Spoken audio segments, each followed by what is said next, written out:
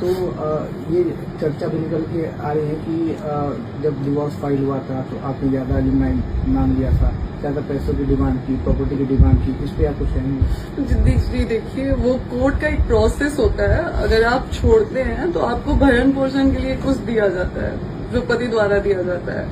अगर आप पता नहीं कैसे लोग हैं, समझते नहीं है कि अगर मैं ना भी मांगू तो मुझे मेरे पति में जो है वो मेरा अधिकार बनता है, तो मेरा अधिकार है वो, और मैंने मांगा नहीं है। अगर ऐसा कुछ होता तो वो एक प्रोसेस होता है जो पत्नी के भरण पोषण के लिए दिया जाता है।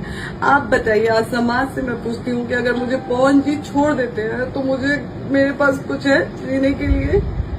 मैं बीए फर्स्ट ईयर में थी जब मेरी शादी हुई थी, तो मुझे तो अपनी पढ़ाई भी पूरी करने का टाइम नहीं दिया गया। यहाँ पे पापा से बोला गया कि पेपर था जब मेरी शादी